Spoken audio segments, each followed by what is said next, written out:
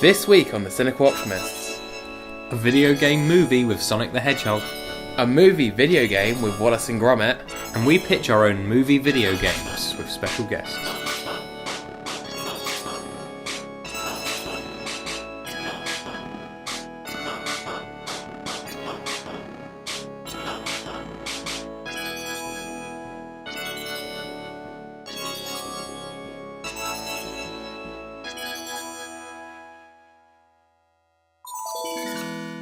Hello and welcome to the Cynical Optimist podcast. There are no known side effects. I am Phill. And I am Nick. And with us this week is Brad, who previously joined us on the amazing Batman quiz. And first time appearance from my good friend Millie, who has worked with me on other projects. Hello. So, Brad, how are you today? I'm good, thank you. Sorry, I didn't mean to interrupt you there. I got a bit ahead of myself. That's alright. This is the first episode you've been on in a while. It is, yeah, that's true. Yeah, I'm coming back in a couple of weeks' time. Hey. And you and I haven't worked together since we did a drinking episode of a Let's Play where we absolutely died. So this is a nice change of pace. You say we. I absolutely died. We tried to do a drunk justice series for a bit, didn't we? We made one episode. Neither of us were really that drunk, and the recording messed up. We went out and we went out to the Hobbit pub and got smashed. But then on the way back, I really decided I wanted waffles. So we went Sprinkles Gelato. Got waffles, and that sobered us both up. We'd planned to record an episode of Drunk Justice when we got back, which is playing through Injustice, Gods Among Us. Yeah, but drunk. But Sounds great. we did one episode and we were pretty sober by that point. It wasn't a great series. I think the best thing about that series was just using different Ben Affleck faces for the icons. Yeah, that was But we only ever got to use one. Oh yeah, we did. Was it 3 episodes? No, we only did one. You made me 3 icons though. Oh, did I? We only got to use one Ben Affleck face. Yeah. Oh, It's a real shame. Bring it back. Anyway, this week the topic of discussion is more of like an improv round. So last year, in fact, me and Nick did an episode called Pitch That Video Game Movie, where we pitched all kinds of things. We had Woody Harrelson as the Monopoly Man. I believe there was a Stuck in the Mud movie, Battleships or something, I don't know. Or Hopscotch. I think maybe. there already was a Battleship movie. Oh, it is. It has been. So That wasn't awful. us, but it could have been. It probably wouldn't have been too different to what we pitched. I don't think it was necessarily better than what we pitched. But this time we're doing a flip round and we're going to be designing games based off movies. So we'll be getting to that in a bit. But first, we're going to go into some news. So to kick off film and TV news with some sad news, unfortunately, because Peter Mayhew has died. He, of course, played Chewbacca in the whole of the original trilogy, in episode 3, and he appeared in a few scenes in 7 and 8 as well as Chewbacca from Star Wars. He seemed like a really nice guy. Been lots of tributes and stuff, especially from the cast. Because, I think people assume he was just a guy in a suit kind of thing, controlling the suit kind of thing, but, actually a lot of his personality traits and stuff apparently were, in that character. Acting behind a mask and just using your body is so difficult. Yeah. There's a reason Andy Serkis is so in demand because physically performing is really difficult. Yeah. And he managed to make that such a beloved character through. Let's be honest, for the era it was great, but it's not a terribly expressive costume. No, absolutely, yeah. Yeah, other than the mouth moving and a few eye bits and stuff as well, you can't really do a lot with it, but I think he always manages to make Chewie both scary and lovable at the same time. Yeah. And did he do the voice too? Because that's iconic. No, that was a sound effect, I believe, that was put in after. But I think he'd shout on set and stuff and just do the whole arm movements and stuff. So that's really sad to hear. And he did live to 75, and I don't think he had that long to begin with. So it's a miracle he's actually done so much in that time. He got very ill last year, but he's got a form of gigantism, obviously, and but always brought a lot of character So Chewie, it'll be sad to see him go. Yeah. Anyway, that's the sad news. Moving swiftly on. I want to talk briefly about Game of Thrones. And Brad's here for this episode. Yay! Are you a Game of Thrones watcher? I'm fully up to date with it. Okay. Phil's the only one who's never watched an episode. I'll just go on Twitter on my phone. This is good. You guys are here because I can finally talk about Game of Thrones. Oh, it's been amazing. He's wanted to transform this into just a Game of Thrones podcast for years. I'm not going to review every episode, but this one I want to talk about because it's been pretty controversial. I know, Brad, you had some doubts about this episode. Is this a spoiler? This is the spoiler for 8.3, The Long Night. So we are allowed to talk about spoilers. So actually, the day this will come out will be Monday. So it's the week before episode. So it's not the one that was released today for people listening. It's the one that was released last week, The Long Night, which was, spoilers ahead by the way, an hour and 15-minute battle sequence. Yeah, just skip a few minutes ahead in the episode if you don't want spoilers. Or maybe we'll put it in the time codes. But I really liked it. I thought it was a really good fitting end for some of those Loved certain character arcs. You were a lover as well? Loved it. Yeah. I know I've seen a lot of people going like, "Oh, it was rubbish. It was like it made no sense." But I think a lot of that is people being slightly salty that their theories were incorrect. Yeah, and I guess like a show that goes on that long. I mean, same thing happens with like Star Wars and stuff as well. Is that just like as soon as your expectation isn't what they deliver? I mean, I was that guy. I didn't necessarily shit on The Last Jedi, but like I wasn't a massive fan of it because it did bypass my expectations a bit. Yeah, no, I've heard this. I haven't seen it, but I've heard it described as the Last Jedi of Game of Thrones. But I really the thing liked is, it. I'm like from that context, I'd be like, okay, I probably would have enjoyed it because I enjoyed The Last Jedi as a deconstruction of Star Wars. Oh, this But wasn't it a didn't- deconstruction. But from what I'm getting, it's more it didn't match fan theories exactly or what the fans wanted to happen. Yeah. And therefore, there's the same brand of fan out in force saying that it's awful. Although there is one guy out there because there was a post on Reddit of back at the beginning, I think, of Series 7, a guy had the theory that how spoiler we are allowed to go here. Well, full spoilers. That Arya would kill the Night King with that dagger because a big deal was made out of it, and he wrote this whole thing about how he thought it was going to happen, and he was exactly right. So Yeah. I imagine there's just like one guy Someone's sitting at home right, going, yeah. And nice one. there were prophecies and stuff that sort of made a comment. There's a bit that people are confused about where Arya appears from. I feel like we might get an explanation for that. I'm pretty sure Bran, as a bunch of birds, picked her up and carried her overhead. Maybe that is what happened. I'd love that. Wouldn't that be Bran amazing? was useful the whole time. One of the weirdest complaints, I think, is that people were angry at the lack of character death. That's my big complaint. Like, visually, I think the episode was incredible. And I think for a while we haven't had... What I love about Game of Thrones is that the writers seem to hate us a lot of the time. You know, you lose when we lost the Red Wedding. I think that is like iconic for Rob me. and Catelyn. Because, yeah. and I think I've got why I love that episode so much is because you're losing characters halfway through that arc, which feels very real. And it was like, no, I need to see more of them. Whereas, same with Ygritte, I got the same sort of sense. I was like, I need to see more of their relationship.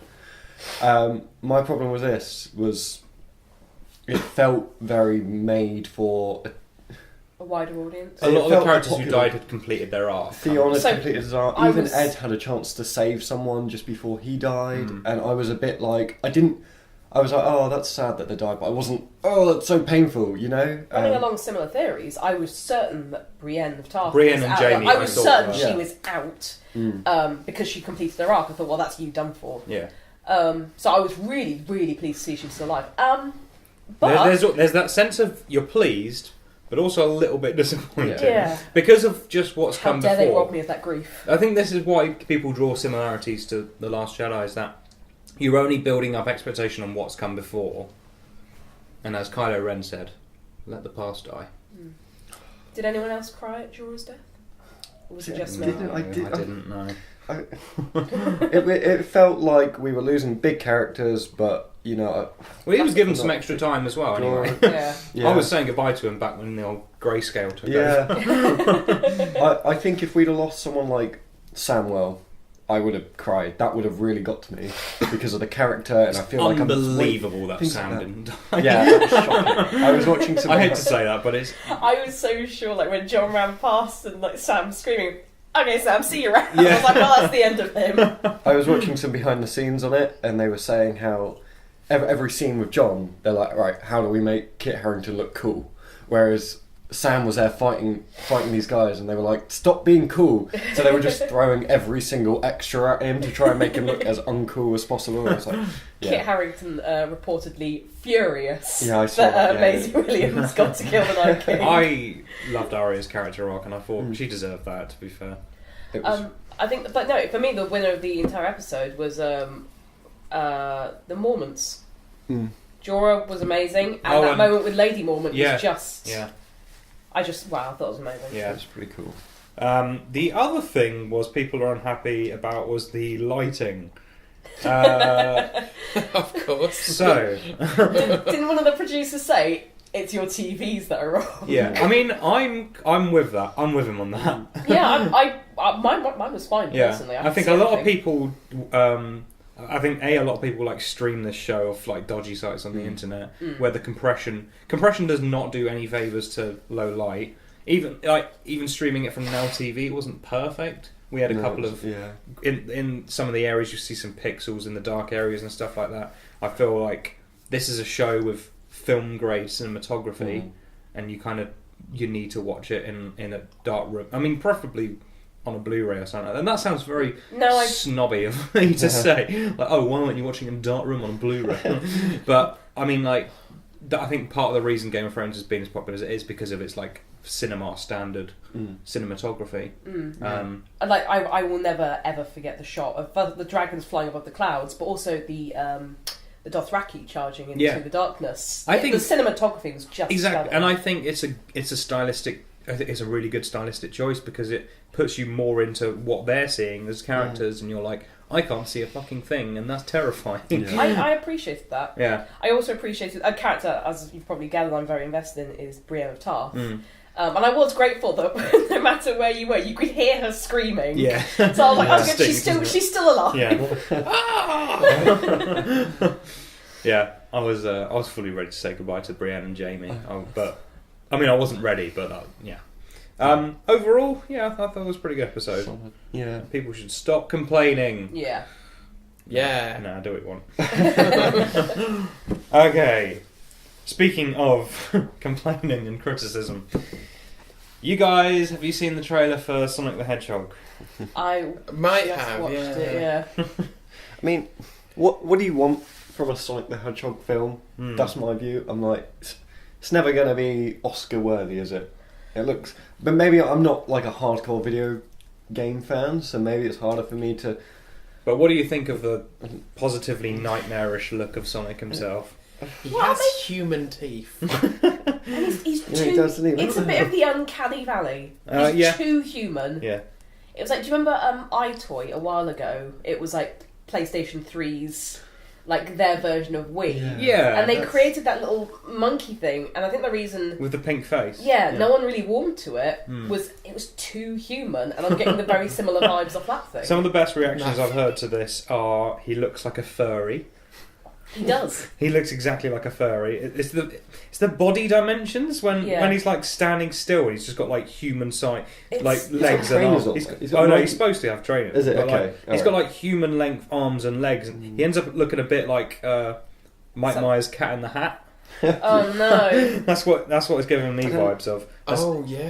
Someone did like a mock-up redesign of like the more original look with like the I'm already more endeared to him. Yeah, the what's the word? Caricature sort of proportions with the big hands and like the thin arms and legs. Yeah, exactly. And I like actually prompting the reception of all this. The director of the movie has actually come out and said that there will be a redesign. I was really pleased to see that. Yeah. I mean, the main thing I've seen about that is like people saying like, as long as what you're not doing is like just forcing your art department to work 24 hours a day for the next few months to get this film out on time. Yeah. For a mistake that like you guys made. Yeah, well, I can imagine that the designers the whole time were saying, "You sure you want something to look like What that?" I think this was, and it's somebody in a position of power and influence being like, no, he has to look like that. And I reckon the whole time people were like, but are you sure? Are you sure? And you know, it's like when somebody like you can't like rule over. It's like, no, it has to be like that.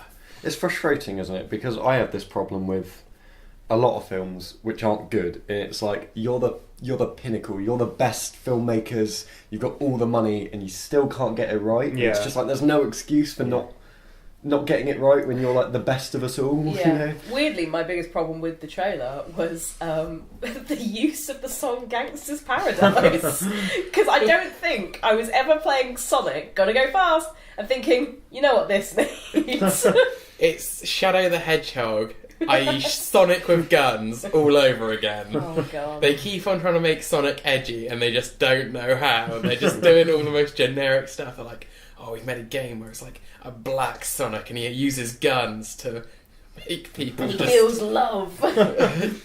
Do we think? I mean, don't get me wrong. I was excited to see Jim Carrey as Dr. Robotnik. Yeah.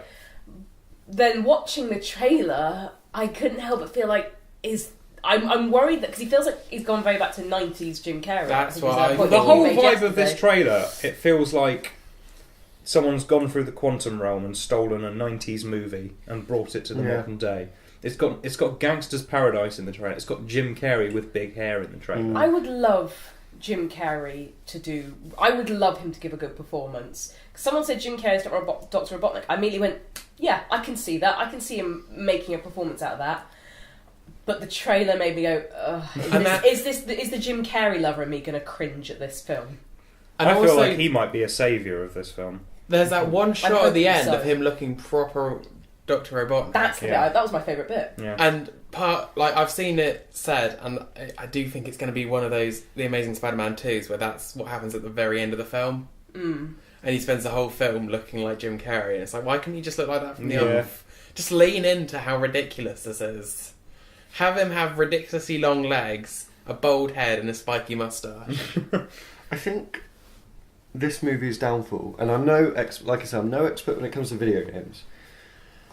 I mean, like you were saying, it feels very 90s. Their figurehead is Jim Carrey, who's a very 90s figure. Whereas we got the Pikachu film coming out, Pokemon have had a revival recently, so kids are loving Pokemon. Whereas I don't know if Sonic's... This is aimed at kids, but I feel like the kids are nowadays... Have they got that Sonic? Is there a new Sonic? I don't think there's been a big hit Sonic game Since the in 90s. so many years. Which is Which like is our probably why the film generation. was Yeah. based then. Yeah, exactly. Which is our generation, but it's aimed at a kid's audience. And I think the best bits of the movie were Jim Carrey in full Robotnik mode, as it were. And also that slightly more adult joke about there's a kid in there, but it's not my kid. I think the humour actually looks quite. It looks like it's hitting it actually. And that's the thing. I want it to be good because Jim Carrey's a good actor, and I really do like Ben Schwartz, who's the voice of Sonic, because he's also like John Ralphio in Parks and Rec. Right. He's also Robita Rabitowitz in BoJack Horseman. Oh, okay, yeah. Yeah. Whenever I struggle with a name, just relate it back to BoJack and I'll get it. And he does like a voice in the new DuckTales as well. He's just got such like good voice and such a good humour to him. But my god, does that look awful. Well, if you want another potential voice actor coming in for a potential sequel, Tommy Wiseau has expressed his interest in voicing Shadow the Hedgehog. Sonic! Oh, hi Sonic! Sonic, you're tearing me apart! I mean, I think we can all agree we'd love to see that though. Oh, 10 out of 10. 10 out of 10. Yes. If this first one's bad, but they want to make a sequel anyway, they should just lean into the bad. Yeah. Make it. We're They so should be for that, striving for so bad it's good, really. Yeah. Oh, absolutely. Although one of the most confusing comments I saw was from the director of Detective Pikachu, who said it's because they were using, like, there's a problem with them using digital cameras. Because the director of photography, this was, who... because it doesn't pick up colour as well. It picks up colour better on film grain than digital cameras, and people were quick to be like, You do realise Sonic's not real, right? They add him in post. It doesn't matter what cameras they use. I'm going to go back into pretentious mode and defend his comments here.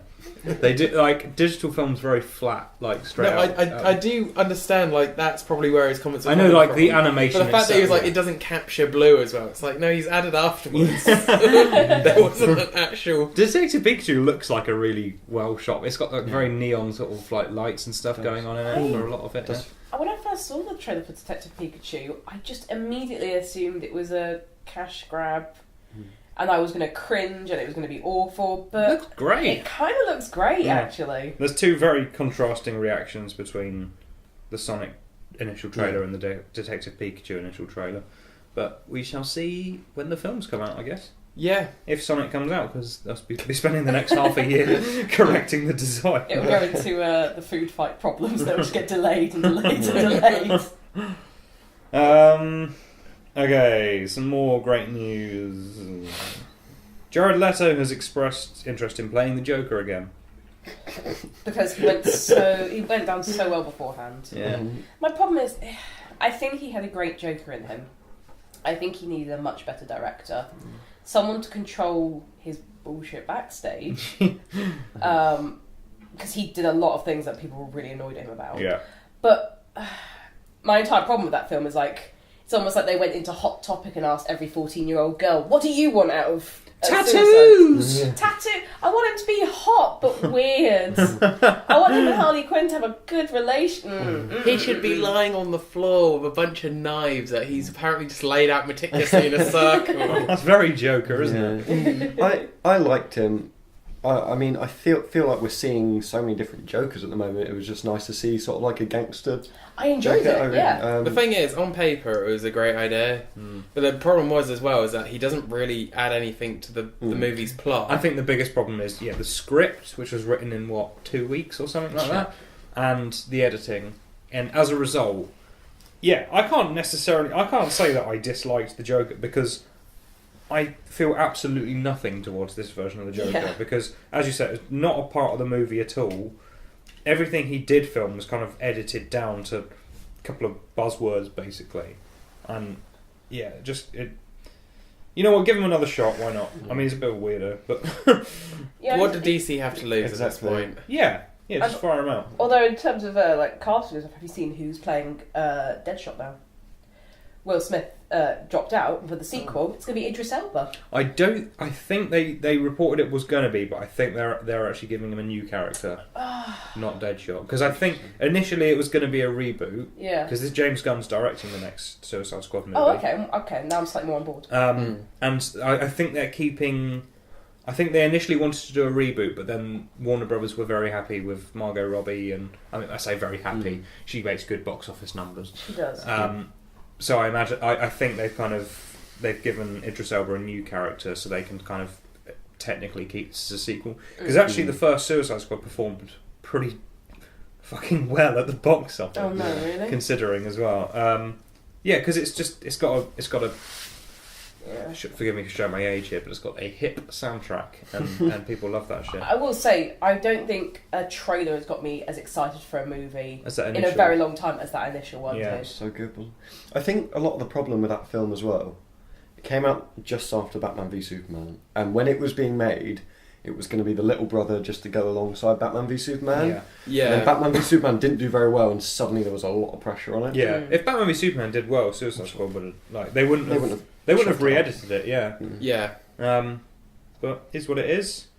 So I mean, I'd definitely be up for giving him another go overall. I think I would. Where are they? Is it another Suicide Squad they want to put him in, or is it the new Batman film? I think this is because they're making Birds of Prey. That's definitely happening. Which is like the Margot Robbie headed one. And I think they might. And obviously, there's a Suicide Squad 2, which I think is just going to be called The Suicide Squad. That's the James Gunn movie. So he could pop up in either or both of those, or just put him in the Joaquin Phoenix Joker movie. Yeah. Which is there a trailer out for that yet? Yes, it's only just come out there. I am excited to see it. Yeah, should be good. Completely different universe to the main DC universe. Just it almost doesn't seem like a comic book movie. No. No, I think it's going to be like an 18 rated That'd be cool. gritty thriller. So yeah, that's that. Millie, I was told to put this news in because I heard it will interest you. There's going to be a Saints Row movie on the way.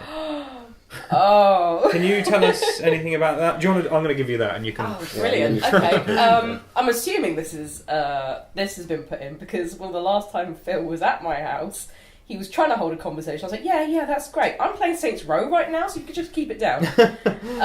I do love Saints Row. However, the initial idea of a Saints Row movie sounds amazing, but the quirkiness of the games, I'm worried now, won't translate into a film.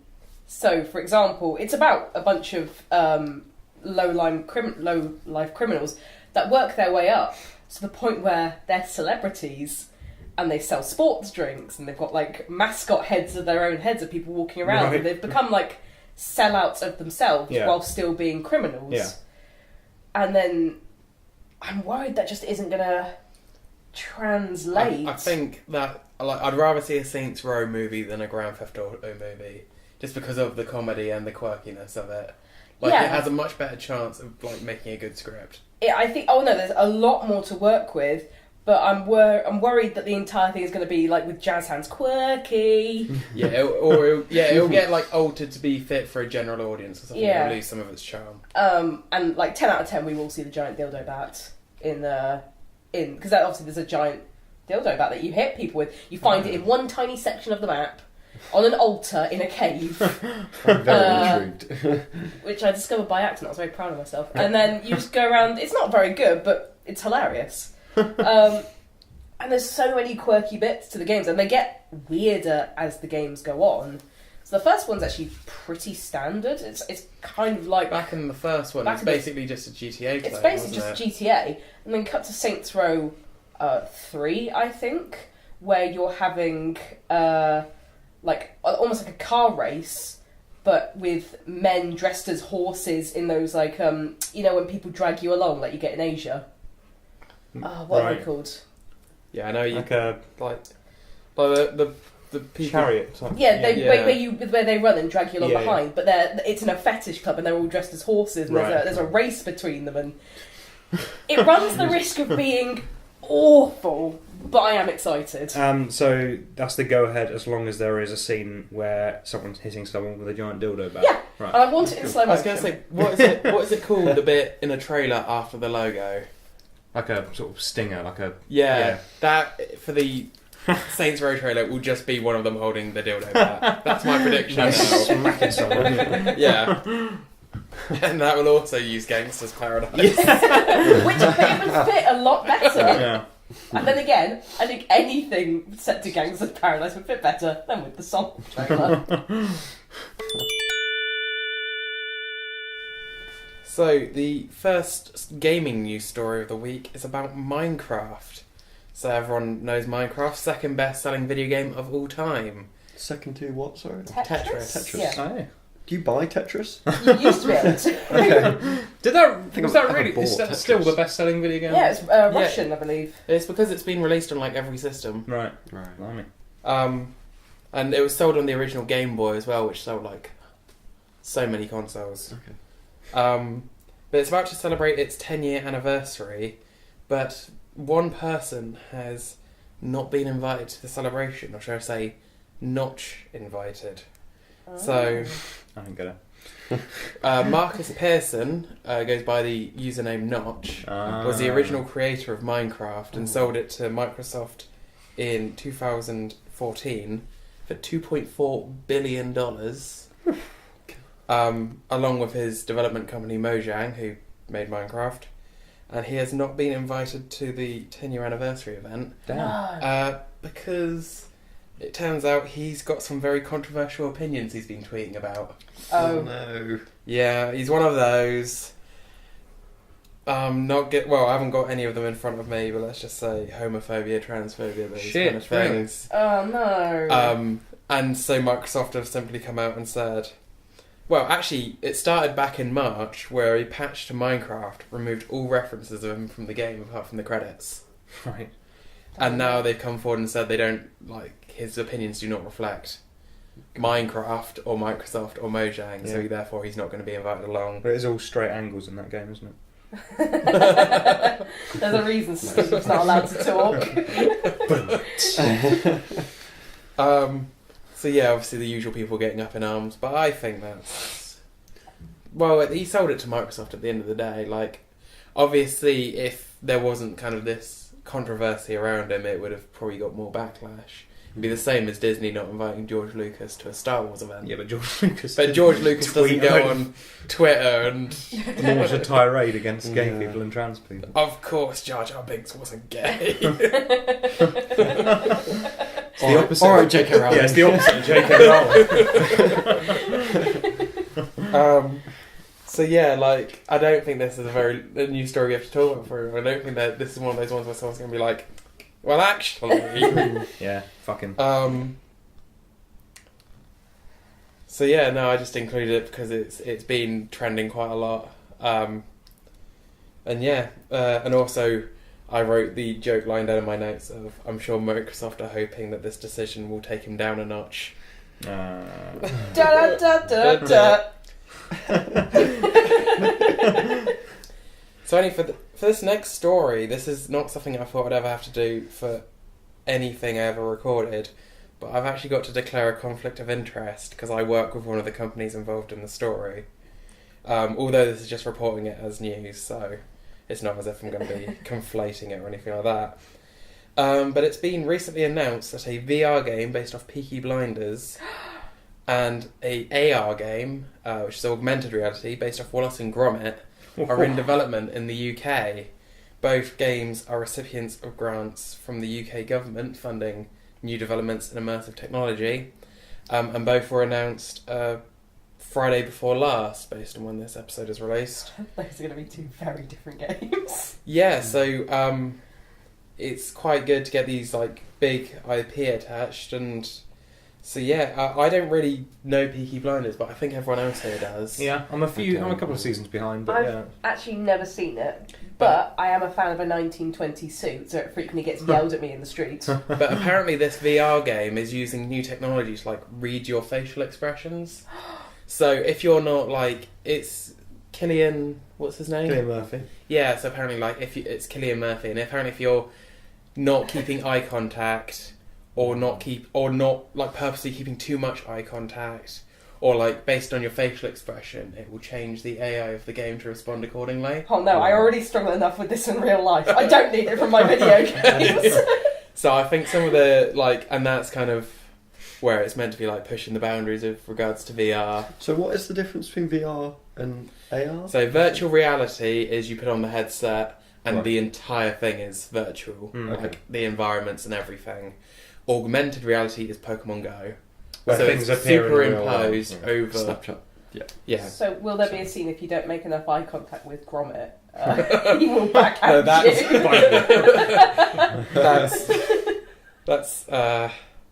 that's the AR game. So I don't even know what that's going to be about yet, but it's really like I think that's going to be really good. I don't know. It's like you can't do like Pokemon Go again. It's not going to be like collecting the different types of cheese. I do that in the real world. Yeah, that's not a game to me. It's a way of life. I'm getting my head around this VR. No, I get it, but that's so cool. That are they actually getting Cillian Murphy for him, or That's the thing. I don't know whether it's going to be a lot of like filmed footage, because obviously in VR the whole idea is obviously that you can move your head left and right and look around. So if it's filmed against a green screen, is it going to be a flat actor and you're going to be like, yeah, that's true. So it puts you in Birmingham in the 1920s. I wonder if it puts anything over your mouth as well as your eyes and just fills you full of like nicotine and tar and I mean, smoke and carbon. That's what I want in my games. He's just breathing in your face with like a cigarette. It's just there are already people raught. that can't play VR games for very long because of motion sickness. Let's Yeah. not give them regular sickness as well. But yes, this is like, I think these are two very exciting projects. So Well, you would.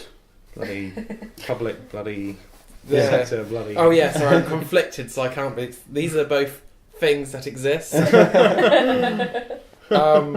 So yeah, we're kind of going to be doing this sort of later. But what do we actually think of Wallace and Gromit augmented reality game will be about. Bear in mind, it'll be on your phone, it'll be location based. It'll be about the inventions and stuff, I reckon. Oh, that's a good call. Isn't Yeah. the voice actor for Wallace dead now? Yeah, so it'll probably be text, probably, I guess. Yeah, because that'd be a shame. To be honest, I never played Pokemon Go. It was nothing that ever interested me. I wasn't into Pokemon as a kid, anything like that. But Wallace and Gromit Go is a completely different story. Wallace and Gromit, go get me some cheese. I mean, I'm always fan of a story in a game. Is there a way? Are there any AR games where you can have a story? Because obviously Pokemon. I'd imagine so, yeah. Yeah. Like, I just You have to have Wallace with his crippling cheese addiction. no, it just turns out it's just an app where if you put the camera over a window, it just superimposes Wallace cleaning it, and that's it. That's the entire experience. But yeah, those are both due to come in 2020, so that'll be... Yeah, I'd quite like to see a story as well, actually, I think. Especially as there hasn't been like a main release Wallace and Gromit story in a while, so why not do it? Why not do it AR? Yeah. And now, moving on to the next story, this is Kickstarter funded, so this is completely different, but adult visual novel games. So these have been having a bit of an interesting time for a while, because last year Steam removed a few of them without saying, because of obviously the nature of their content, but after some pushback, and a lot of the developers of those games said, look, you're going to literally kill all our companies if you do that. Steam now has an adults only section, which is hilarious. But it's been the latest Kickstarter hit called Subverse, a sci-fi themed game. And let me just read you the opening paragraph of its Kickstarter page. Since the dawn of time, humankind has stared up at the cosmos with a mixture of trepidation and wonder, turning our curious eyes towards the glittered stars speckled around our little blue planet. We have often asked ourselves the eternal question, are we alone in this universe? What is out there? More importantly, can we bone it? That's not in there, is it? It is. Is it really? And it's in bold as well. So we're playing as Captain Kirk. Oh my god. And whilst a little bit of the Kickstarter's description page is like, oh yeah, there's space combat and there's a bit of like RPG elements, but then there's a massive section, meet the waifus. Oh no! And it's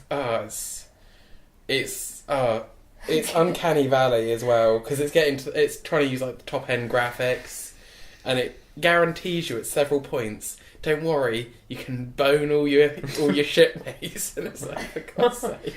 Make it very awkward. If I don't judge anyone who enjoys those kind of games. Everyone has the media they consume, but I was like, oh my god. So the initial figure it was looking for was £100,000. How much did it close with? I'm going to say 500,000. 500,000? Is this really a big market? Maybe 200,000. Brad? Oh, I don't want. Is it like 1 million? So Brad is technically closest. Jesus, no, I'm not. The game's Kickstarter closed with just shy of £1.7 million. Oh my God. Oh, I knew there were degenerates in this. So bear in mind, let me do a comparison with you. Ukulele got £2 million, so it only got slightly more. What? And Shovel Knight got only £240,000. Wow. So just to give you some context against some other Kickstarter games. What's the game called? Subverse. I'm just really hoping that one day a mum tries to buy her kids Subnautica on the gift someone the wrong game, and they're just like, thank you, I'm enjoying this game so much, and you're like, oh. We haven't seen him in weeks. Do you reckon they do like Steam tournaments and stuff? Oh no. Competitive Subverse. Could you imagine me in the comment section? Can you imagine trying to be the commentator on Twitch or something? Oh, and he's going for the bone. Oh god. Oh god. How do you speedrun games? I don't want to know. So I had to share that one because I was like, that's so much money. Like it. You had to share it, Phil. Yeah. You just had to. I've gone into my happy place. And how much of that was from your own wallet, Phil? I don't want to say. It's embarrassing, really. Conflicted interests. I was going to say its top reward. It was like somewhere in the thousands, I think, and it was. I don't really. It's off. Do you get like a model of one of the You get characters or you something? get to work with the animators to design one of the sexual scenes in the game. Oh, It had goodness. 20 backers, which I think was the maximum. Wow. Jesus. Is this going to be VR? No, I don't think so. Although you never know. Like, It will be all meant to Well, be now that they out. got 1.7 million, they probably could. Yeah, I was going to say they've got the money for it, haven't they? I don't know when this game is releasing because I got off that Kickstarter page as soon as I had enough of the story. But if you're interested, Subverse. It will be out somewhere. And don't worry, you can bone. Thank you, Phil. I think you've suitably put everyone in the mood for that game. We are still talking about this game.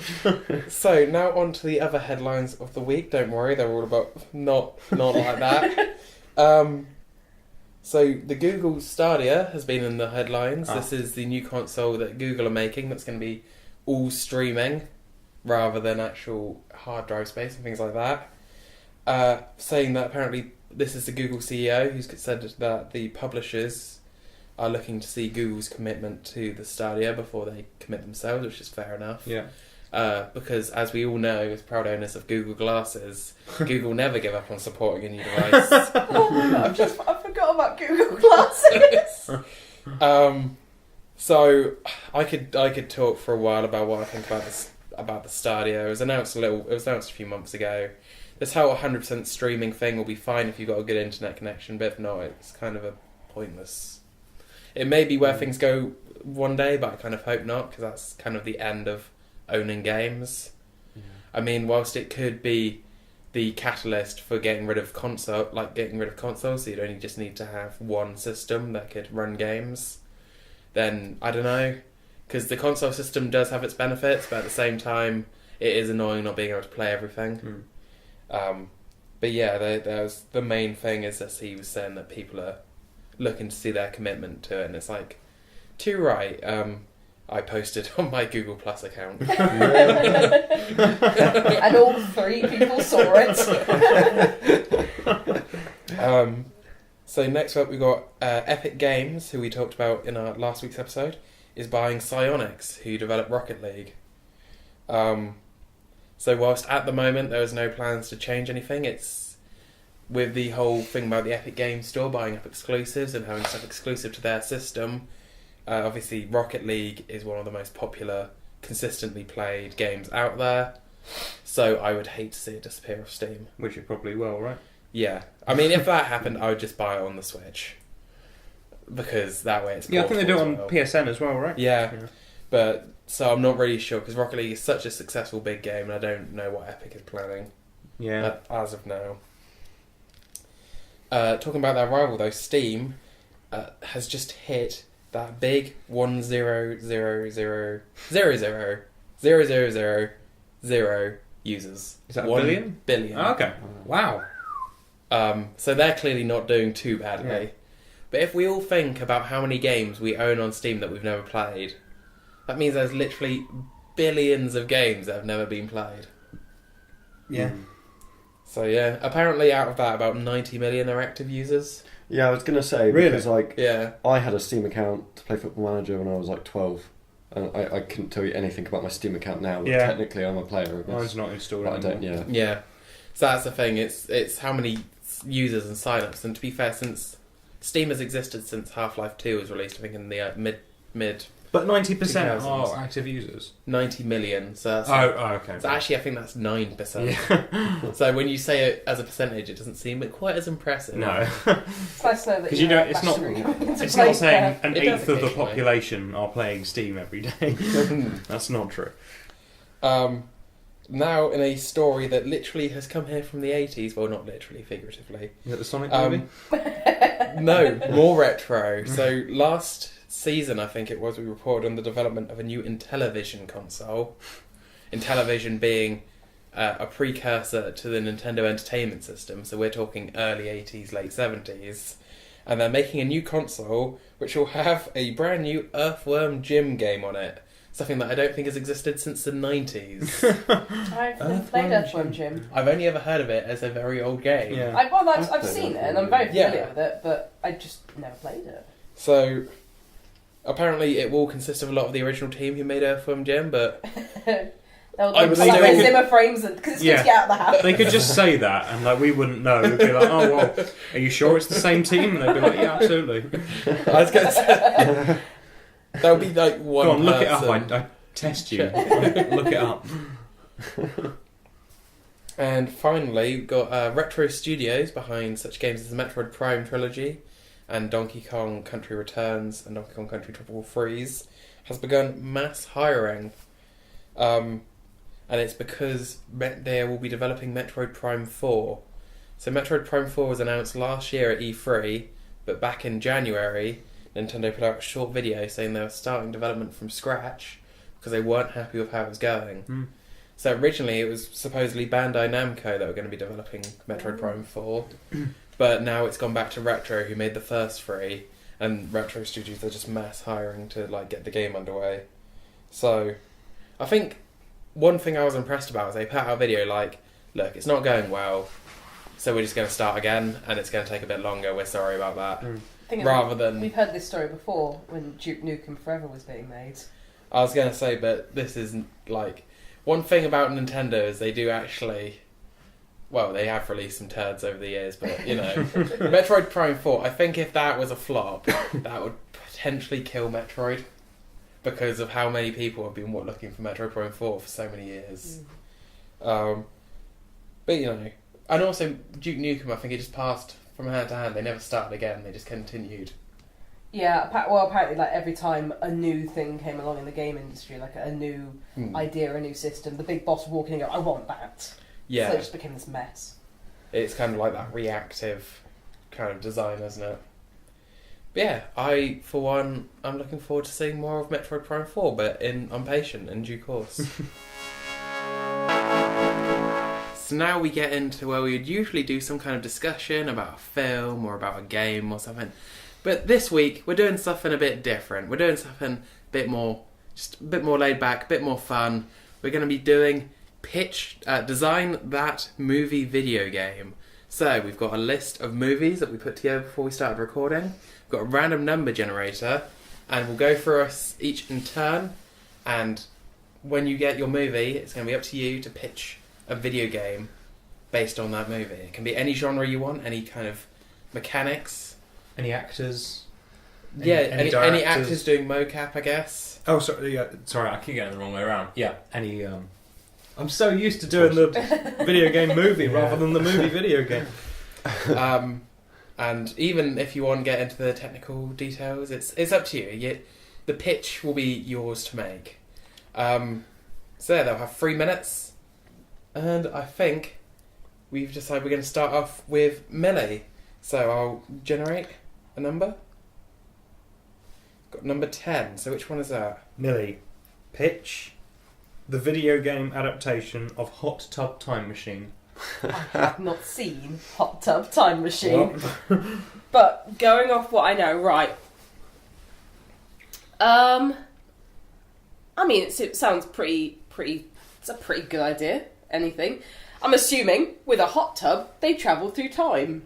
I think they're a bunch of stoners in a bath, and they can use it to travel in time. So basically, what I'm hearing is stoner Assassin's Creed.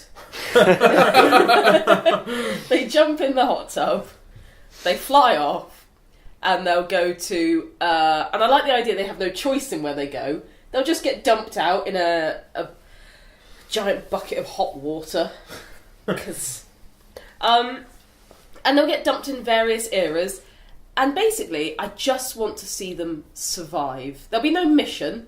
It's just survive. Find the hot tub again, but it'll be a linear campaign. They'll run into people that'll send them on missions. They'll get involved in things to the point where they're standing, like they're charging the Bastille prison, going, what? I don't understand." So this big open world kind of thing. An open world, but level by level. Yeah. Yeah, so it's possibly not as big as like there'll be a lot of like decent size worlds in different areas rather than one massive one. Let's say let's say a giant map cut into 6, and then it'll be split between different eras. Give us some eras, maybe. No. Well, this is annoying because like 2 of my all-time favourite eras were butchered by the Assassin's Creed series, which is Victorian England and the French Revolution.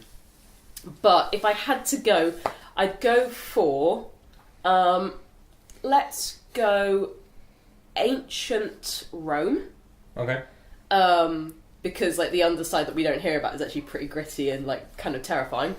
I hate to break this, I think Odyssey's going to be isn't the Roman Empire, isn't it? The next Assassin's Creed. And also, this is definitely the right platform for facing up to those hard truths about the Roman Empire. Playing as a stoner. I like the idea. And maybe even like a level up, like occasionally there'll be like a character that you cannot pass. Like let's say you conversation trees, and if you fail it, one level you have a blunt that you can give them, and it's like a get out of jail free card. You both have a smoke together, and you can pass through that challenge. RPG elements. Yeah, RPG elements. Like, and the idea is, but it will be like a choose your own ending kind of thing. Well, the ending will change based on what you do. So you could, at the very end, there's a scene where they go to like a library or a museum, and they could see great stories about themselves where they saved the people, or they could see themselves as dictators, and they'll be like, "That's crazy, real crazy." And that is time. As video game producers, would you guys invest? I would play that. I'd play it, yeah. I'd give it a go. Yeah. If it was on Humble Bundle or something cheap. I mean, don't take that as a knock. Never buys games That's full true, price. I feel like I'd play that game if it was made in the noughties and the graphics weren't great and it was all a bit like... That's you know what I mean? I was thinking. I can't imagine that was good graphics. The better it would be, the worse it would look. Which is really weird to say. So the next number is 11. So, Phil, can you design the movie video game based off the movie Chocolat? So, I've never seen this. This is going well. It's gonna... It's the one with Johnny Depp and what's his face, and it's all French and black and white, I think. So obviously, the first thing is that it's black and white, and you play as Johnny Depp. So I don't know who else is in it. And whilst you may think from the first level, which is very massive in scale, but you just have to walk from point A to point B, because it's that part in the film where he walks from point A to point B. Oh my god. It's not. After you do that level, it actually becomes a colour matching game like Candy Crush, but with absolutely amazing graphics. And the different things you have to match up is little bits of chocolate. So you got like circular Maltesers, you got like chocolate blocks. There's also Johnny Depp heads. If you line up like 4 of those, it gives you This is all in black and white as well, or not? Yeah. The Johnny Depp heads are still in black and white. Come on, Phil, you still got 2 minutes to film, mate. And that's how it is for like 10 levels, but then it twists again, and it's Cooking Mama, but it's Johnny Depp. And it's all chocolate. Wait, And it's all chocolate-based cooking recipes. Johnny Depp, or are we... No, he's got... It's a little, like, chibi avatar of Johnny Depp with a big grin and a wooden spoon in one hand. And he's like, let's get cooking some chocolate. And you're making, like, crepes and chocolate cake. And also just chocolate. You're melting chocolate and putting it back into chocolate. I've now been handed the plot of the film. 2 minutes in, you've been given this. This is...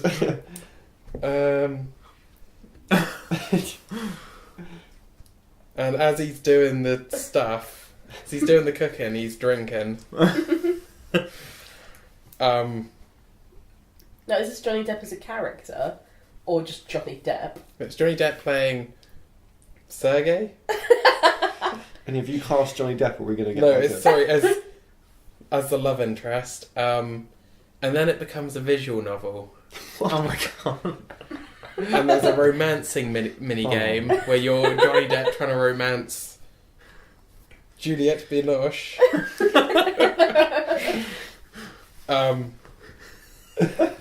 It doesn't follow the plot of the movie. This is actually Really? it follows on from the end of this movie, whereas we all know they end up together. So yeah, and that's kind of how the game goes. It keeps on switching genres, but it keeps you on your feet. And its subtitle is Chocolat. To play is sweet. Amazing.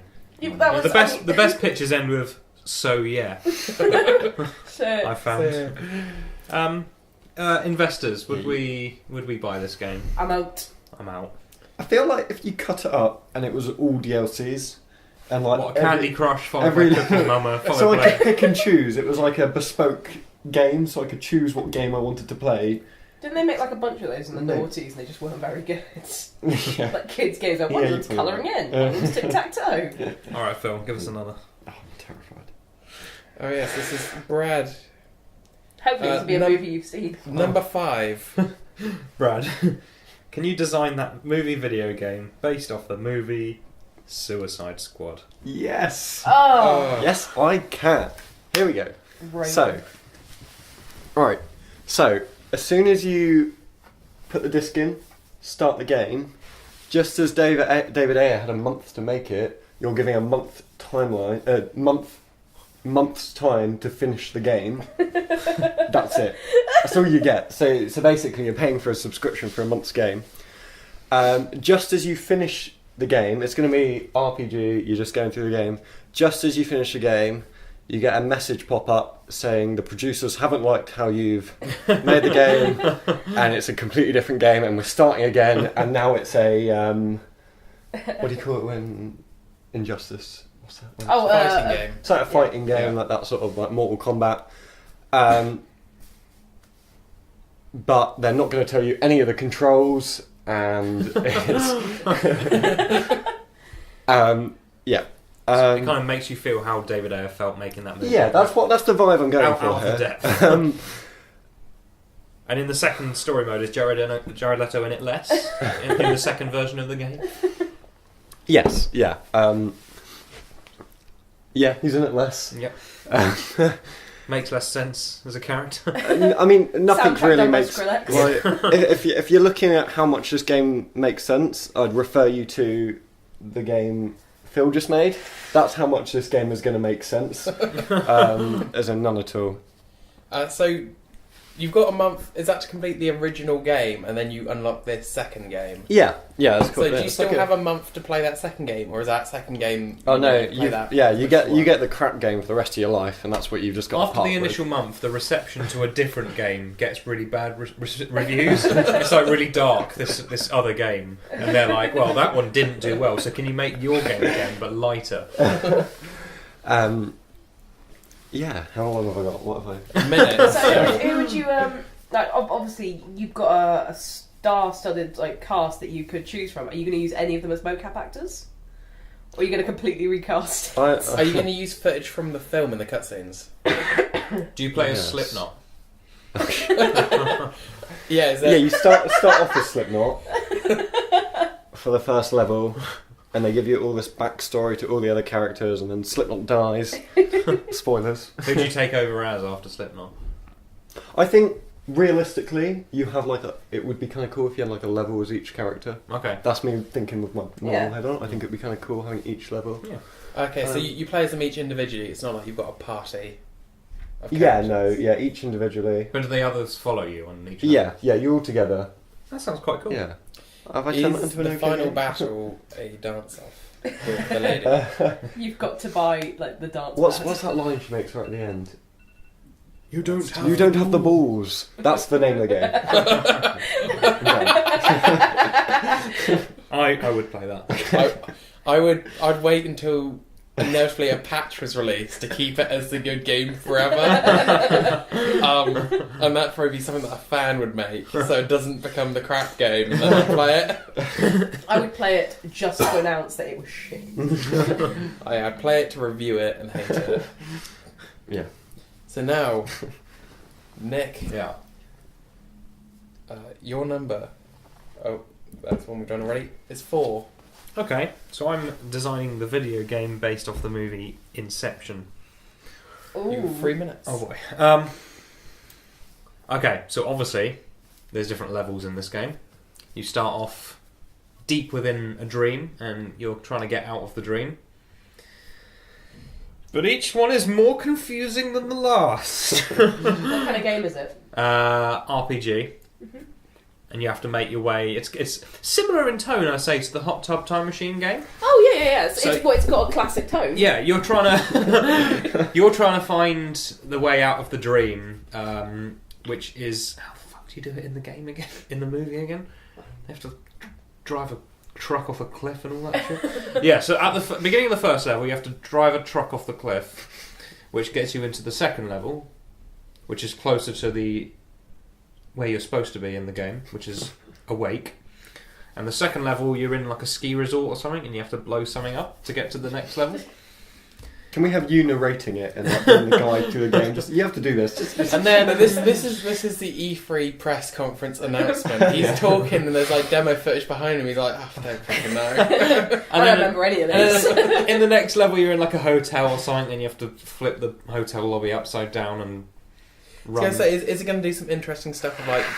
Yes, so And that's the like- really interesting level. It's kind of like it's kind of like the room's flipping, and you have to like run down it and stuff in time. Did you ever play that game Run in like IT or something? When you were a kid on the computer, yeah. and it's got those like holes in the floor and stuff like that. Yeah. That's what level 3 is a bit like. So then you get into the lift, and then the lift falls or some shit like that, and then suddenly you're in central New York, and there's like a train. Oh, this is a train level. So you're on a train, and there's a train Everyone loves randomly those. going down like an avenue in New York or something like that, and you're in the train, and you have to get to the other side of the train. How the fuck does this movie work? And then you're on a plane, and then you're on a plane for the next level, and then you eventually wake up and you're on a beach, and maybe you're in the real world, but maybe you're not. The end. Every load screen's just a spinning top. How you guys just looked at me after reacting to that is how you look after finishing the game. Just like, what? That's the point. I'm deliberately making it confusing as fuck. So the gameplay is just kind of like free roaming. You go around. Yeah, it's kind of hard. It's fast paced. So like that game Run, it's like a sort of old school kind of leveler. So is it on a fixed track as well? Because it's Yeah.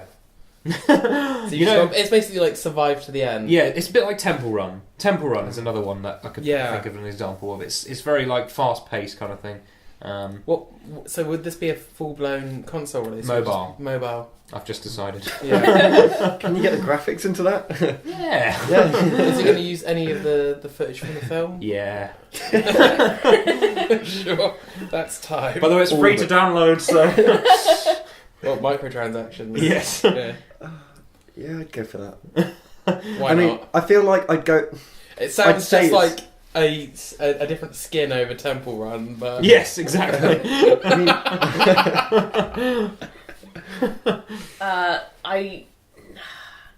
I think I'd play it just so I could know what everyone's talking I'll about. take that's that the as a thing. win. I think I'd say it's really good just to agree with everyone else, even though I feel like I've got you all there, haven't I? It'll be the new Temple Run. I feel like by the time you finish the game, you'd be looking at the way that Leonardo DiCaprio looks at, and is it Cillian Murphy where he just goes, Yeah. you just finished, you could tell who was playing it by who was looking at their phone like that. Well, I've won you all by default by making it a free to download game. And each level's a DLC, you're welcome. So what? The actual free to play bit is what the menu? No, it's whatever I said at the beginning. And you're driving a truck off the edge or some shit like that. That Right. sounds like fun. Yeah. Right, back to Millie. 8. 8. Millie, can you pitch that movie video game for the movie Moonlight? Have you seen? I have not seen Moonlight. Oscar-winning Moonlight. Is I'm led to believe it's about a young man in America discovering his sexuality. Yeah. Great. You know, we've got a really fine line to walk, and And on either side, there's funny jokes. On either side. Okay, so it all takes place at night. He's actually this doesn't follow this particular character. It's in the same universe. Okay. Oh yeah. But actually, it's about a man that was bitten by a gay werewolf. Okay. So as the full moon comes out, he changes. He also come out.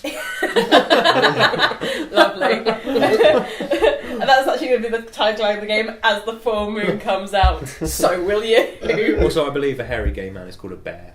A bear. I have been led to believe. We don't. Annoyingly, we don't have such convenient labels in the female gay world. But okay, so no, that's better. He is not bitten by a werewolf. He's bitten by a bear. Which type of bear? Depends. Depends by... No, okay, so he is bitten by the bear. His day-to-day life, he becomes a bear in the gay sense of the word. And then once a month, he becomes a bear.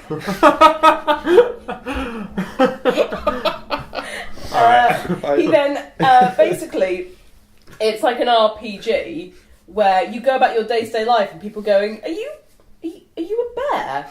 And he thinks they're talking about the fact that once a month he turns into a killing machine. And they actually mean, oh no, I just think you're really cute. Is this like, what's that sci-fi adult bit? Subverge kind of thing? Can we bone it? Can we bone it? And there'll be a scene where he's in the nightclub and he's having a really good time, and then suddenly he'll be like, oh, it's a full moon tonight, and you've got to like stagger through the club, and like the camera will be distorted as you see parts of yourself turning into an actual bear, and you've got to roam through the streets trying to get to freedom.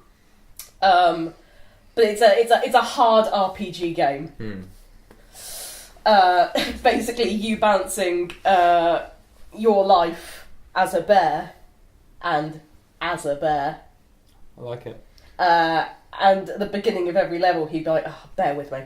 Yeah. Now, my question, is there going to be clips from the movie in this? There will be a scene where a bear's claw just grips some sands. Okay. And then, I was going to say, it will win. They'll think about giving the Game of the Year award to me. And at the last minute, they'll realise that they read the cards wrong. And they'll actually give it to... To La La Land, the video game. I was going to say they're going to give it to Chocolat, the video game. I like how it distances itself from the movie. Like a lot of video game adaptations have distanced themselves. Like the X-Men Origins Wolverine video game, that's very different to the actual plot of the movie. Also, I think you fight a bear in that as well. There will be an Easter egg where you're sort of roaming around trying to get away, and you'll sort of stumble past a beach, and you will see two young men on the beach. Okay, yeah. But then you move on. Yeah. And that's my Easter little egg. tribute Easter egg to the film. What platform is this on? It's going to be a PC game. Okay. Might give it a go. Yeah, sure. Why not? So I think every game so far has had everyone's approval, apart from the experimental masterpiece, the Chocolat, the video game, where somehow Johnny Depp is now the main character. But you're lining up his faces in the candy cane level. Candy. Oh, God. Right, next. Philip. This random number generator keeps giving the same numbers. Okay, 12. 12. Phil, can you pitch the video game based on the movie Psycho? Oh, lucky you. I honestly haven't seen this film. You get the gist. You know what it's about, surely. About a psycho? Sure. Okay, well, I've started the timer. I haven't got time to be handed the Wikipedia page again. It's funner this way. So we've been seeing a lot of RPGs. So this one, this is probably going to be completely wrong because I don't know the movie. But it's going to be survival horror. Yeah, that's right. And you'll be playing as the this one, like Millie's, will be taking place in the same cinematic universe, but it will be a prequel. You'll play as the titular pool Ico before he becomes Psycho, and it's in various environments. But what's chasing you around, like what's hunting you down, is you. But it's you that's the psycho, and that's what makes... From the future? No, it's like it's inside your head. subconscious. It's inside your head. You're like running from your own fear of Paul Ico becoming psycho. Step aside, Hitchcock. We've got... So obviously there's all those classic locales, like a warehouse, the woods. This would have been so good if Phil could work out what movie he's actually working on. Phil, you're gonna... Is there going to be an allusion to the famous stabbing scene from Psycho? The one you, of course, know, which I'm talking about. Yeah, that's That's all you need to know. one of the fail screens. If you get caught before the end of the game, will be you get like Paul Ico getting stabbed by the psycho. Can you remember how the music goes? You know, the famous music. But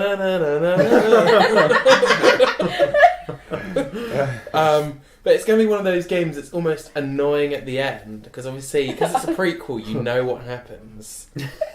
I thought I you don't. Psycho catches Paul Ico and like it overtakes his subconscious and makes him psycho, which obviously leads into the events. Straight into the beginning of that famous movie Psycho that you've seen so many times. Starring Paul Ico. And Do you know what? there's gonna be That famous music though. There's going to be references to a lot of Hitchcock's work. Like in Such one episode, there will be birds in the trees. Oh yeah, okay. Lovely. Beautiful. And then obviously there'll be an allusion to The Shining. No. See, I knew that one was wrong. Okay. Mercifully, he's out of time. Right, I can't help but imagine this game entirely as a really bad 90s FMV. It's kind of what I think this was a fan-made one. I think someone did like a Halloween fan game recently on Steam. It was created for a game jam, so he only had 24 hours to make it. Oh really? And he wasn't going to waste that time watching Psycho. Here's the thing. Do you actually know what the film Psycho is? Right, you know that scene where the woman's showering and then the knife goes... I wasn't too far from no. You were light years. Yeah. Oh, is it the one? It's the one with the mask, isn't it? No, it's by the guy That's dressed up as Scream. his mother. Okay, yeah. With Jamie Lee Curtis? No, that's Halloween. No, yeah, that is Halloween, yeah. I think it's her mum. She's definitely got some money into that film. That's why it doesn't take it doesn't follow the events of the film, to be honest. When he says it's gonna be a prequel, I wonder if it would be like Bates Motel. Evidently not. It's probably the most troped movie in history. You must have seen Probably, it. yeah. Like if I saw it, I'd be It even like, got oh a yeah. shot-for-shot remake starring Vince Vaughn. Yes, it did, Yeah. didn't it? Yeah. Anyway, Bradley. Phil, give us another number. Well, hang on, would we play it? Is the real question. I would Yes. play it. I wouldn't. I mean, Like 10 out of 10 I would. You don't. I'd watch Aren't someone. you intrigued by Paul Ico? I'd watch someone do like a let's play of it, where they're just taking the piss out of it. I'd play it drunk. Yeah. I was drunk. Right. Give us another number. 9. Okay. Brad, Yeah. can you design that movie video game based off the movie Brokeback Mountain? Oh, no. By the same people that brought you Moonlight, Moonlight. the video game. Bear with me. Okay. Alright, this is... Yes, it is. Cut that silence out. See, my favourite thing about... My dad watched Brokeback Mountain thinking it was a cowboy film. It is. Like, it's a cowboy film, but thinking it was a classic cowboy film. Yeah. So that's what I know of... But I've seen Brokeback. Okay. VR? Just saying stuff I mean, as someone that with a question mark.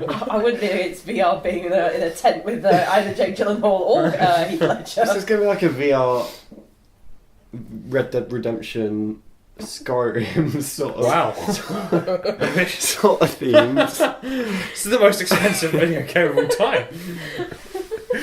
time. Obviously, we can't get Heath Ledger back.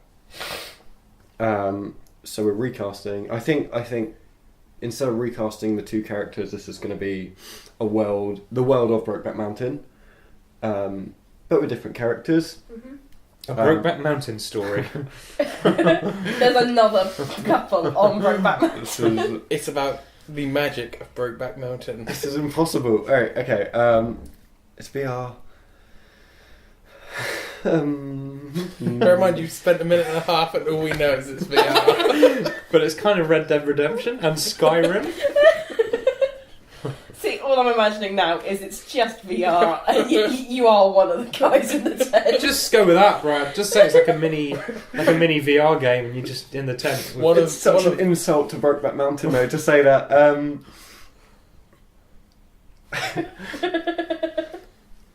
There's a story to it. It's actually the alternate universe where they actually do go fishing. So it's just a fishing game. That must be 3 minutes. Come on, what are we on? Yeah, you got 40 40 seconds. Ooh, Come on, okay. I made a Psycho game in 3 Yeah, you minutes. did. Sort of like a spy espionage game. You're trying to like avoid the wife, sort of like wandering Yeah, around. that could be cool. It's like Pac-Man, and you're like avoiding the wife. It's kind of one of the ghosts. I'm down for that. Yeah. Avoid another way. I'm really struggling. Did I mention that it's VR? Did I We got that. But VR what? VR what? 10 seconds. There's also a spin-off version which is AR. God, we haven't even got the main one yet. Jesus Christ. Augmented reality, use it over tents and you just see silhouettes in the tents. Okay, we're out of time. Guys, based on that press conference, we know it's VR. We just don't know what. You going to place a pre-order? No! No, it's VR, a Brokeback Mountain game. That's it. Out of curiosity, yes. Artwork, yes, not final. It's a bit of a gamble though, because VR of one of the characters is going to have a lot more to see than the other one. For a specific scene. you just see a tent. And I'm so sorry. Well done, Brad. No, but... oh, God. Okay. Okay, Nick, you have number 1. Number 1. So I'm designing that movie video game based off 2001 A Space Odyssey. Ooh. Right. Tricky. Okay. So... My dad saw 2001 Space Odyssey. Oh, right. Right. See, we've definitely seen this, because I saw it with Nick. Yeah. On the big screen. Yeah. It's actually one of the few Stanley Kubrick films I haven't seen. Okay, so you are...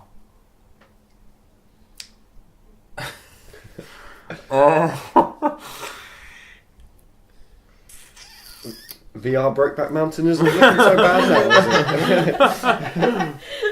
Alright. It's a... I've got literally nothing. What type of game? I was going to say... There's lots of different stages to the game, Yeah. isn't there? Like to the film. Yeah, because Lots of sections. there's going to be one bit, there's a bit of the film obviously that has more to make a game out of than the rest of it. Are you talking about the monkey bit? No, I was talking about the bit in the spaceship, because obviously you got... Or the pattern colours? Because you could just be flying through the pattern colours, trying to make sense of the movie. Oh, no, I was going to, it was basically, in my head, it was like Portal, but without the portal gun. I was thinking you could have basically a dance game or a Rockstar game with just Daisy over and over again. Actually, on that note, it is a game, it's a point and click about deactivating HAL. That's Okay. good. That's Yeah. good. So you're out in space and you're trying to claw in your mate who's just floated out to space, and if you have to get him back into your shuttle, and then you go back to the doors, and you're at the door, and you just hear the voiceover like, "I'm sorry, Dave." So you have to get out of the shuttle thing, and you have to go around, and you have to point and click to open the other safety latch thing, and you have to go in, and there's another point and click where you have to like match up Hal's circuits to deactivate him while Daisy's playing over it, and then you're a space baby at the end. Obviously. So, how are the graphics in this game? Because based on what you described, I've imagine being quite pixelated. It's pretty old school. Yeah, I'm thinking of it like what's the Pirate Island? I can't remember what it's called. Monkey Island. That style of point and click. Yeah, yes, guys, it's quite old school. It's there's not you can there's certain bits where you can like click and the characters will move to, just when he's like on the outside of the shuttle and stuff, so he can like you can like steam himself over to like the next bit and whatnot. I imagine so like move across the screen. Yeah, exactly. Yeah. And when you complete the game, it just like flashes all those like bright lights in your face, and then you're a space baby, and then the credits roll.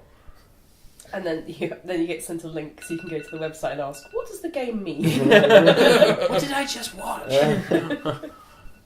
How's that, guys? It's a PC game. It came together in the end. You had no trouble getting your pitch started, but I'd play it. I think I've got the book somewhere down there. Could I just pick that up? Oh. I don't like 2001, so just for that reason, I'm not playing this game. Nothing against the game, just against the film. To be honest. I'm hoping it would be like Portal, where you go up against GLaDOS, like go up against Hal. I get those vibes. Yeah, so that's what I was thinking as well. There you go. You're welcome. Are we doing one more round? One more round? I don't want to say I've had a 100% approval rating on both my games. Let's see if Misery Phil Studios can knock it out the park again. I want Phill to get a hit, to be honest. I want to just get a film I've seen. Okay, so number 2. For who? Millie. Millie, can you pitch the video game adaptation of March of the Penguins for me? Yes, I can. So, you could play. I like the idea of either playing Morgan Freeman, and you're running around the Arctic, looking for penguins. Round and like. No. I've got a better one. Go on. You are a penguin. Right. You're a penguin, and you start as an egg, like kind of at the beginning, that harrowing beginning of Fallout 3, where you are literally pushed out into the world, and there's blood on the camera, and Liam Neeson's chatting at you. Only instead, you're cracking out of an egg, and you're a tiny little baby bird, and then in the distance, like the camera will turn, and you'll hear a, and the baby was born. And you'll be like, oh, what was that? Next scene, you'll be a little bit older. And like you'll be struggling to walk, and you'll be fed, and you're wading through the snow, and you'll hear that voice again, and you'll turn around, and then a little like a face will just duck down behind some snow, but you hear that voice again. Sounds like Slender Man. As you get into an adult penguin, there's a lot of cutscenes. It's going to be a deep game like the Fallouts, where you've got to have all that build up. You've got to believe you're the penguin, because you're going to need that belief in your penguin when it becomes a survival horror game where you flee from Morgan Freeman. You will go about your penguin life, doing this and that, and like you'll go travelling off with the other males or females, depending what you pick. Multi game, diving into the water and getting fish, and then you'll just hit, and he'll turn around and he'll be floating in a wetsuit. Is he trying to decide your destiny for you, kind of thing? Is he saying like, and then it died? No, you're a penguin. You don't know what he wants. No. But all you know is soon the penguin's life will be coming to an end. So he might be just swimming towards you with a knife. He's decided that I'm going to take the narrative into my own hands. And then, like, little did the penguin know that his end was coming. You turn around, he's riding an elephant seal, and he's coming for you. All right, yeah. And occasionally you have found somewhere safe each night. You have to find somewhere safe. You have to scout out the area and try and find somewhere safe while you survive. And you'll find a cave, and you'll go sleep. And if you didn't scout out well enough, you didn't notice that he's got a little camera in the corner. As your penguin eyes close, you'll just hear, but this would be the end for the penguin. And you open your eyes and you just see footsteps appearing. I can smell you. I can only apologise for my terrible Morgan Freeman I was going to say, I'll only play this if it's not Morgan Freeman, but you doing an impression of Morgan Freeman. That famous line from March of the Penguins, I can smell you. I'd definitely play it if there was a DLC where you're Morgan Freeman hunting the penguins, as your initial pitch said. I will do that. That is the DLC, and it's like you see the flip side of it. Like in Dishonored, you got to see the flip side of one of the assassins that murdered the Empress. But the idea is you're not after a bunch of penguins, just this one. Oh, right, okay. Just this one penguin you want, and there's a reason this penguin has to die. I don't want to say what it is because it'll spoil it for when it eventually comes out. Oh, okay. I genuinely think that's one of my favourites. It's like a dark Happy Feet, and I'm totally in.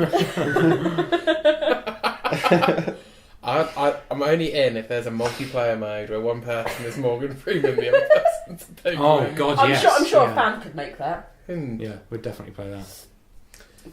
Would you play it, Nick? Yeah, go on then. Yeah, I'm really in. And my 100% approval remains. I'm really into that. You need a job in the games Yeah, I was going to industry. say, you need to get a job in games. Yeah, it's not acting. I clearly need to be out there designing video games about bears and penguins. Right. Now, it's my last chance to get a film I've seen. Come on, Phil. Have we done 5 yet? We've done 5. 10? Yeah. Yeah. 7? No. Is it something I've seen? Oh no! I mean, I don't think you might have. Okay, Phil, can you design that movie video game based off the movie The Invention of Lying? Good film. The Ricky Gervais movie. I think I have. I think I've actually seen I this actually quite one. enjoyed this movie.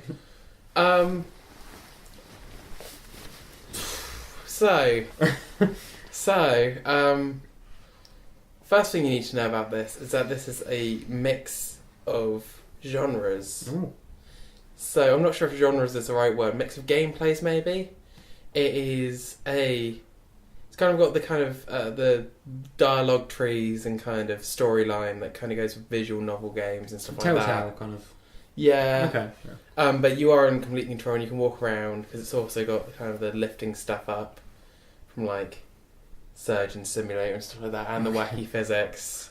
So you can follow the plot of the game, and as you go from like place to place, the dialogue will start, and you'll be, and obviously the point is to lie your way through this game, and you get points. You get lying points, and there's a lying leaderboard online after you finish, because it's meant to be one where you play it a few times and optimise your route. Yeah.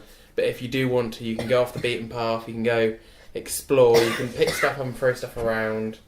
And whilst it does follow the events of the film, like there is enough programmed in that if you start acting really weird, it will start responding to you. So if you go into like a key scene and you've picked up like a chair, they'll be like, "Why have you got that chair?"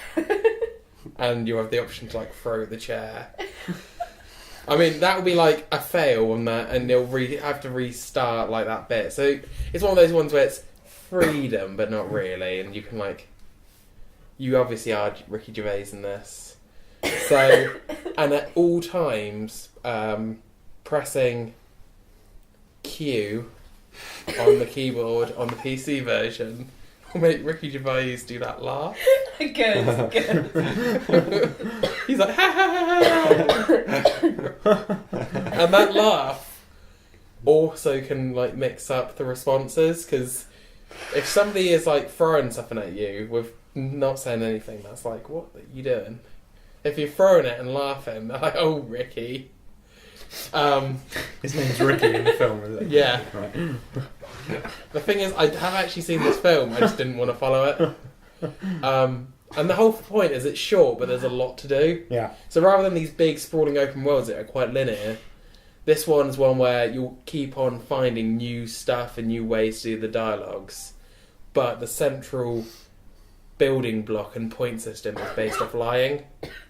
And there'll be like optional conversations you can have just to get a few extra points. It will really be about like people trying to find the highest scoring route through this game. Yeah, that's 3, 2, 1, that's me. And that is the invention of lying. I quite like the Telltale games, so I mean, I think that would. I'd play that. I'd play that. Yay! One! Phill, you got one. I got one. Yeah, I'm down for that. Right, Brad. So there's only 2 left, right? Yes. So rather than hitting this for ages and ages, I'm just going to switch it to 1 and 2. Okay, wait, yeah. I forgot. So do you know which one's 1 and which one's... I've forgotten what we haven't done. Hang on. Oh, okay, so we got 1... Okay, we got 2 of the hardest ones left. Oh, good. Excellent. So out of those 2, Brad, you are doing the first one. The first one, Brad, is 12 Angry Men. Alright. Go. Okay. It's not VR. But your studio is such a running theme. So obviously, I haven't seen it, but it's set in it's a jury, right? Mm-hmm. That's boring. Let's not do that. Instead, well, it's an alternate universe where when you're prosecuting someone, instead of having to come to a unanimous decision, it's 12 people, and it's an online game, only online. And you play, and you've got like headsets on. You go to like the science museums. It's those games who can like concentrate the most, and like concentrate, and it will like whoever's got the most. But instead it's measuring how angry you're getting. So it's 12 people around the world who are just having to get really angry in their living room, and it's like a level thing. So like there's things on screen. To like help you get angry if you need it, if you need like this stimulation to get you angry. If you push Q, you can hear Ricky Gervais's laugh. And then every level you lose a person until you get to the final person who gets to make the verdict on this person's life, and if they're going to... So if someone's mum came and saw them playing this, like in his bedroom, he's just there, just like on a VR headset, or not on a VR headset. Sorry, it's not VR. Yeah, not VR. That's what makes this game so forward-thinking. Is there's no graphics or anything. It's just wow. So what is... I'll open the floor for questions. Yeah. How does it read? How does Yeah, it so read it's your like- angriness? Well, it's kind of like measuring your brain waves. Okay. So you can shout if you want to get you more. It's an angry. adaptation in name only. This game. Oh well, of course Jimmy That's Stewart's not in the game. Jimmy Stewart's like your narrator. Reading you things that would make you angry, like Trump's banning immigrants. So do you have to answer some questions at the beginning so I can think of angry stuff to like shout at you? 'Cause Yeah, it's set up for you. Yeah. 'Cause- like a personality quiz. yeah. Right. Or would it be a case of like to make you want to get as angry as possible, so the harder the level will be like essentially really calming things. And you've still got to try and get interesting. angry. Yes, I prefer that. Yeah, you're on board with the game makers. Yeah. I like that. Thanks. Right. Yeah, I mean, no, I've got a lot of just you. studios that are That's looking like- for me, so that's I'm going to like- keep my options open. That's like extreme hard level. Yeah, no, you're right. That's really good. Ooh, I'm There's a getting into picture this. of a puppy on the final. The computer God. before the And level then begins I think- tells you to fetch a cup of chamomile tea. Yeah, no, I think after every time you've played, it gives you something like relaxing music to help you get back in the zone, so we don't have a lot of angry people walking around the world. Yeah, that's I mean, my it's game. exactly what I Have want to I play read? after a stressful day of work. Just get over. Exactly, you'd Vent win in a room. You'd win every time. Come on. I mean, it's going to look a lot like an anime power-up sequence. Are we in? No. Oh, Come on. no, I'll take the job, but I'm not going to play it. Come on, Phil. I wouldn't play it. Really? Oh, I'm genuinely shocked. Genuinely. Are you angry? Um, Are you going to win?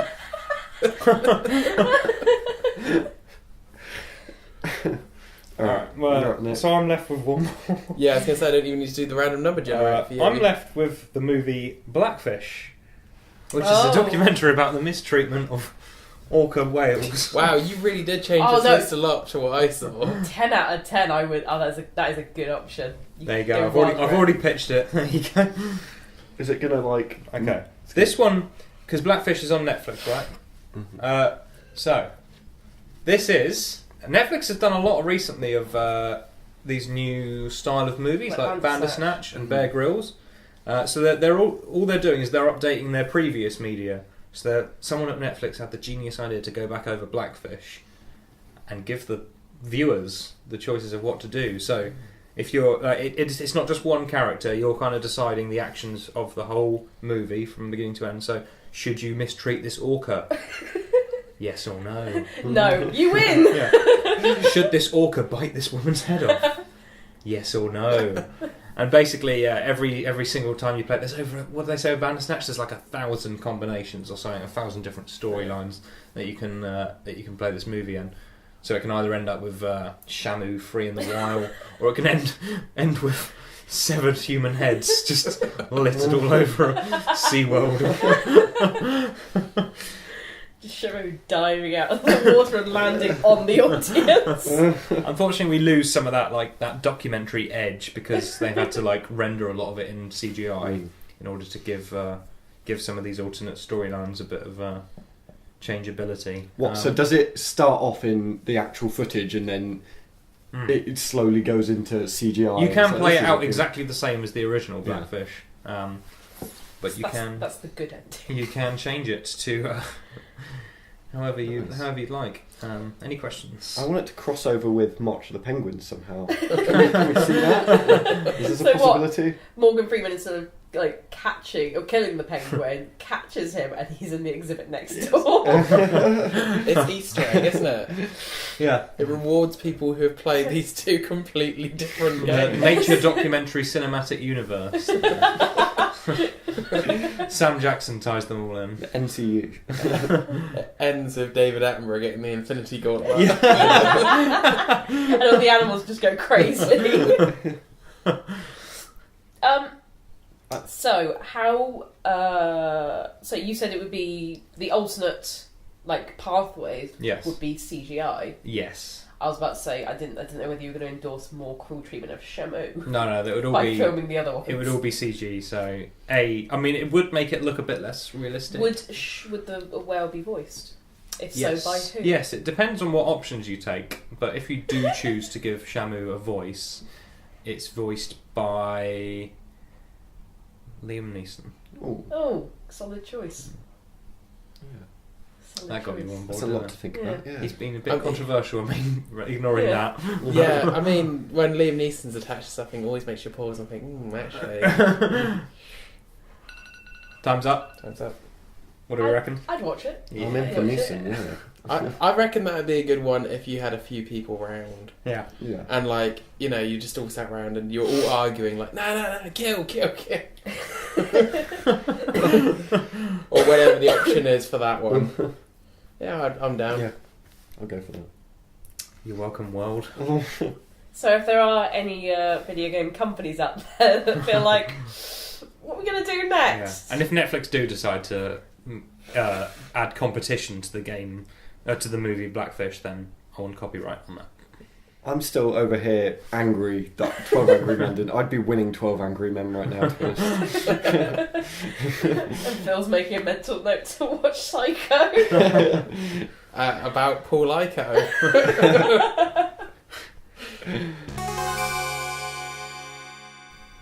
So, would you play any of the games that were pitched today? Let us know. We won't be offended if not. Yeah, I was going to say, you can at us, at Cynical Podcast on Twitter, to let us know which you would or wouldn't play. I won't be offended if you wouldn't play any of mine, because none of my co-stars here today would either. Hey, your last one was a hit. Yeah, it was. Yeah, it was alright.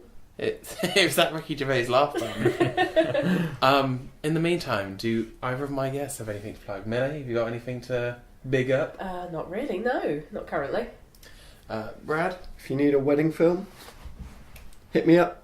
Purple Stripe Weddings. Yep. Yeah, it'd help if you said what your company was. Purple Stripe Films, yeah. Just email Brad. It'll get through eventually. If it's meant to be, you'll guess my email. Solid business work. So you can follow me at Haddo Inc. I'm at Mick Nortimer. I've had a few things recently. If you want to see a ukulele parody, part 1 of that is up on a channel called A Bridge Big Knickers Now. We also did a 10-part series on old video games called Big Nostalgia, which you can listen to on SoundCloud or you can listen to on YouTube, I guess. You can watch because it's just old game footage over the top. Yeah, and in 2 weeks' time, when we have our 50th episode, both Brad and Millie will be back again to be contestants in the marvellous quiz about the MCU. However, for next week, it will just probably be me and Nick, and the topic will be Detective Pikachu. So we're going to go see that, and we'll be back here to give you a review and our opinions next week. Until then, however, I've been Phill. I've been Nick. I've been Millie. And I've been Brad. Thank you very much. This has been another episode of Cynical Optimists. Bye. Bye. Ta-ra!